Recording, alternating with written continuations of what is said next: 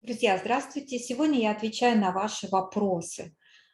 Благодарю вас за вашу открытость, так как очень часто вы не одни со своей проблемой. И возможно, что кто-то тоже в похожей ситуации услышит ответы и для себя. Итак, вопрос. Если я ничего не хочу делать, а все время спать, у меня депрессия? Вы знаете, я не знаю, что у вас, потому что это можно прояснить только на диагностике. И диагноз ставит только врач-психиатр. Я лишь могу вам подсветить несколько серьезных моментов, на которые стоит обратить внимание. Многие люди живут в состоянии депрессии годами и могут даже не подозревать об этом. Понятно, что у всех бывает какая-то там осенняя хандра, бывают неудачные дни, бывает какая-то неуверенность в себе, но депрессия– это не просто плохое настроение. В современном обществе это одно из распространенных расстройств психики, в худших случаях заканчивающихся преждевременной смертью. Вообще, по последним оценкам ВОЗ, от депрессии страдают более 300 миллионов человек в мире. Нас учили, что нельзя ныть, это слабость, да? Нужно быть сильным, мальчикам нельзя плакать. Да? Это все то, что мешает перерабатывать экологично для себя эмоции и чувства. И депрессия возникает у тех людей, у которых заблокирована способность проживать эмоции и чувства. Да? У тех людей, которые это в себе блокируют. И нужно уметь любить и жалеть себя, потому что это нормально. Но почему нет? Почему не просто признать это, сказать себе, да, я действительно вот сейчас ленюсь, да, я сейчас сожалею себя в данный момент. А почему я вообще должен перестать это делать? Ну, представьте, что вы сломали ногу, и вы говорите себе, чувак, давай соберись, ну ты ж не тряпка, да, настоящий мужик. Депрессия– это не лень вас говорит, это заболевание, которое требует профессионального лечения. Знаете, если бы я действительно вот сломала ногу, да, то было бы странно, если бы я не вызвала скорую помощь. Хочется, чтобы пожалели, но вы не можете принять эту заботу о себе. И необходимо диагностировать вашу вот эту лень, да, есть ли вообще это депрессия, да, что это и что сейчас с вами такого происходит. И если депрессию не лечить, у человека могут произойти вообще необратимые структурные изменения мозга.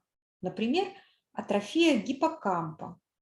Сильно растет риск развития болезни Альцгеймера. Поэтому депрессию необходимо лечить как можно быстрее, чтобы снизить вообще вот эту возможность старческого слабоумия. Поэтому первый шаг– это диагностировать ваше состояние. Да? Вы это можете сделать и у клинического психолога, но еще раз повторюсь, что диагноз депрессия ставит только врач-психиатр. Дальше. Одна из самых популярных причин апатии– это не лень, как об этом любят рассуждать, а хроническая усталость и переутомление, на которые вы просто перестали обращать внимание. Возможно, был какой-то стресс из-за того, что вы не умеете управлять своими эмоциями, вы себя вымотали, ваши ресурсы просто закончились, и у вас началось банальное переутомление. Что делать? Что делать, да, в таких ситуациях? учиться отдыхать и распределять свои внутренние ресурсы. Понимать, что после длительного напряжения, да, если у вас был какой-то стресс, организм хочет восстановиться. А самый эффективный отдых – это сон. В таком случае рекомендуется спать больше обычного, да, чтобы восполнить этот ресурс. И здесь необходимо постепенно себя восстанавливать. Допустим, в первую неделю вы восстанавливаете сон, вы ложитесь и встаете в одно и то же время, вы спите не менее 8 часов, а вторую неделю вы продолжаете делать то же самое, но вы начинаете улучшать качество своего сна, да, чтобы сон был не тревожный, чтобы сон был глубокий. Далее, причиной такого состояния может быть в вашем окружении. На самом деле очень трудно поддерживать в себе мотивацию, когда ваше привычное окружение вас не вдохновляет. Да, мы на самом деле очень часто недооцениваем важность поддержки близких или там настроения коллектива, да, в котором работаем, или внимание знакомых в нашей ежедневной жизни, друзей. И если наши усилия принимают как должное, да, а от людей вокруг вообще не дождаться какой-то похвалы, даже любимые обязанности исполнять очень трудно в таких условиях. Именно поэтому, если в вашей жизни вопрос со сном налажен, обратите внимание на людей, с которыми вы проводите больше всего времени. Для начала просто вообще проанализируйте, как вы ощущаете себя дома, хотите ли вы туда возвращаться, какие эмоции вы чаще всего испытываете там, с домочадцами, с коллегами, с друзьями. Вы живете одна, один или с кем-то, да? Как и когда вообще сложилась эта ситуация? Подбадривают, берегут ли вас самые близкие люди? Ценят ли ваши поступки, ваши достижения? Удается ли вам как-то получать вот эту мотивацию? Очень часто люди, живущие вместе с нами, начинают относиться к нам, ну, как к второму, ну, как к человеку собой разумеющимся. Да? И быть вот в такой роли очень неприятно. Проследите после общения вообще, с какими людьми вам часто становится хуже и насколько регулярно это общение. Как устроено ваше окружение на работе? У вас какой-то сложившийся коллектив или такой, знаете, каждый тянет одеяло на себя? Вы вообще имеете право на ошибку в этом коллективе? Подумайте, какими людьми вы окружены в целом и дают ли они вам необходимые настроения, да, вдохновение, энергию. Если вам давно не интересно в вашем кругу, если вы просто устали в паре или там, в рабочем коллективе, но эти отношения определяют треть, половину вашего времени, совсем неудивительно, что в какой-то момент вам не будет хотеться ничего, да, кроме одиночества и ничего не делания. У вас сложное окружение. Что делать? Дистанцироваться от тяжелых людей или четко прочертить границы ваших интересов. Следующий момент. Возможно, вы перестали видеть перспективу. Что делать? Получить мнение со стороны и найти новые причины двигаться дальше. Ежедневное повторение одних и тех же действий точит нашу мотивацию. Даже если мы занимаемся каким-то очень любимым делом и общаемся с приятными людьми, ничего не хочется очень часто вследствие того, что вы запутались Вы запутались, куда вас ведут конкретные отношения, куда вас ведут дела, люди, да, или верное ощущение, что прошлые мотивации перестали работать. Так часто бывает, когда мы перерастаем навязанные извне цели. Например, работаем на работе, которую хотели для нас родители, а не мы сами, или на которую согласились в торопях, там, не знаю, несколько лет назад. Продолжаем отношения, в которых давно не приходит ничего вообще интересного. Решаем материальные вопросы, откладываем ежедневные радости жизни, да, имеем какой-то стратегический план, который вообще не вдохновляет, и исполняем его от месяца к месяцу. А возможно, вы в одиночку тянете большое какое-то семейное дело или нескольких членов семьи, не получая при этом ни удовольствия, ни благодарности от них. Все, мотивация уходит.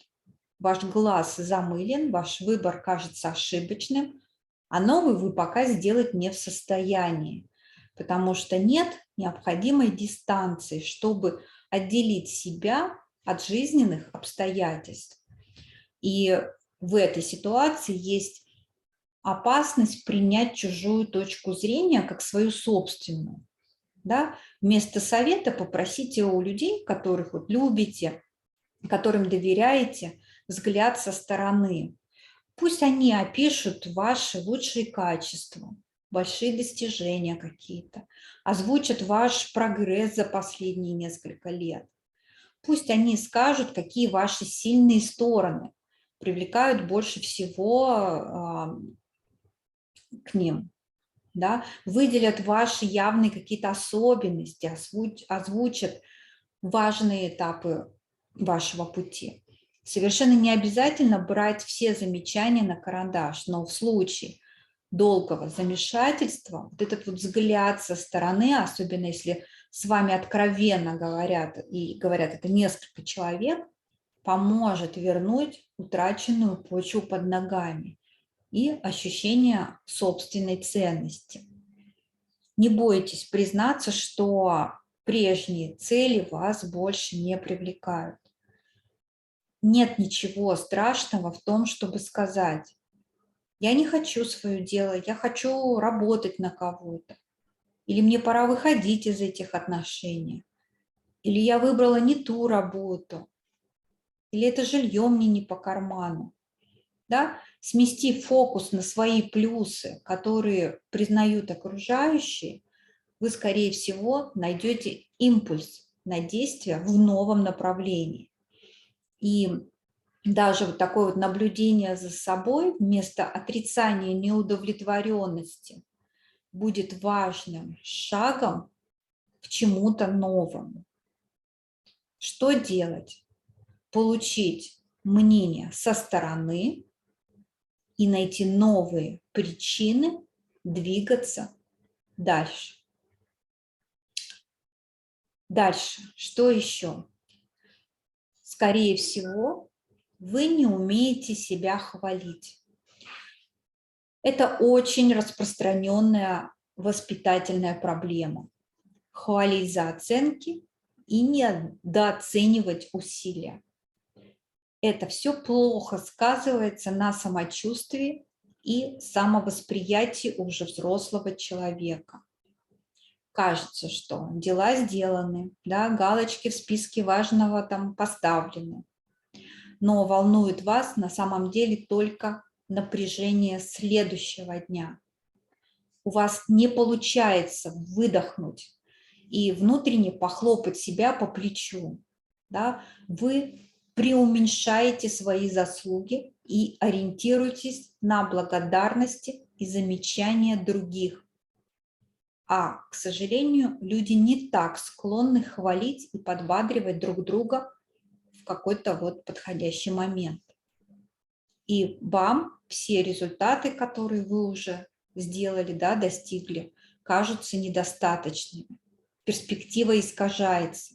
Каждый новый день несет только новый список дел, которые нужно выполнить. И никто не скажет за это вам спасибо. выход какой? Приучаться хвалить себя по мелочам. Это будет казаться, может быть, на начальном этапе каким-то противоестественным, да, но вам необходимо учиться замечать свои достижения самостоятельно и останавливать вот этого внутреннего критика, а то и тирана, который там у вас живет. Подумайте, какое количество дел вы делаете, условно говоря, по списку, а какое автоматически. Разве то, что вы делаете что-то на автомате, означает, что это не важные дела? Навести порядок, приготовить вкусный завтрак, поздравить друзей с праздником, сделать зарядку, поухаживать за собой и другими, да, проверить домашнее задание ребенка, не знаю, заехать в гости к родителям, полить цветы, покормить кота. Да, именно эти пустяки отъедают так часто много времени. Добавьте к этому ежедневные дела на работе и количество новых знаний и контактов, которые вы каждый день получаете. Просто потому что вы хорошо делаете свое дело. И часто к этому количеству дел прилагается учеба и помощь другим, и воспитание детей, и какая-то, может быть, благотворительность, организация событий. И это уже по-настоящему огромный вклад, который пора замечать и считаться с потраченными усилиями. Распишите вашу неделю по результатам сделанных больших и как будто бы незначительных дел. Да? Вспомните все, что не было бы сделано без вас, и всех, кому вы помогли. Такой список наглядно покажет, как часто вам стоит признавать свои заслуги и улыбаться собственному отражению за большие усилия. Что делать? Да? Учиться замечать ежедневные победы и награждать себя за эти усилия. Какова еще может быть причина, да, такого состояния? Возможно, вы просто не умеете ничего не хотеть. Вот бездетным людям рассказывают, что им нужно иметь детей. Людям не в отношениях внушают очень часто, что им необходимы отношения. Людям со скромным доходом объясняют, что они должны зарабатывать больше. Взрослым говорят, что надо беречь молодость. Молодым, что надо взрослеть как можно скорее. Знакомо? Нам кругом навязывают желания, которые имеют очень мало общего с нашим характером, да, с нашими темпераментами и с нашими планами. Задайте себе вопрос, а что хотите вы? Например, в магазине, на приеме у врача, не знаю, там, на собеседовании на работе, да, в разговоре с друзьями. А можно вообще ничего не хотеть. Разумеется, временно человек, иначе не может. Но совершенно нормально ничего не хотеть в данный момент времени. Не страдать от ощущения неполноценности и ни перед кем за это не оправдываться. Вспомните все навязанные вам желания и проследите, проживаете ли вы их в настоящем. Много ли вокруг продиктовано именно вашей мотивацией, или большинство из этого является компромиссом между вашими желаниями и чьими-то еще? Позволяли ли вы себе вообще когда-нибудь ничего не хотеть? Попробуйте сосредоточиться на небольших событиях каждого дня и отследить эмоции по отношению к ним. Не стройте каких-то долгосрочных планов, о которых у вас не перехватывает дыхание. Попробуйте говорить «нет» по необязательным поводам хотя бы несколько недель. Оградите себя от стороннего влияния. том числе от непрошенных советов, да, из лучших побуждений. Соглашайтесь на достаточное и не отвлекайтесь от главной задачи. Да? Не винить себя за то, что вам не хочется чего-то больше. Замечайте просто, без чего невозможен ваш ежедневный комфорт. А чем можно поступиться? Да? Посмотрите, какое количество вещей, контактов, дел описывает удобную для вас жизнь. Попробуйте делать минимум какой-то, да, и проследить, что вы ощущаете в этот момент, когда внутри у вас отрегулируются параметры необходимого и достаточного, настоящее желание, они не заставят себя долго ждать. Да? И какой здесь вывод? Что делать? Пресекать обвинения в отсутствии желаний. На сегодня все. И если вы сделаете из этого списка уже хотя бы несколько шагов, то ваше состояние начнет меняться. И помните, что наша жизнь меняется только благодаря действиям. Да? Наша жизнь не меняется, если мы ничего не делаем.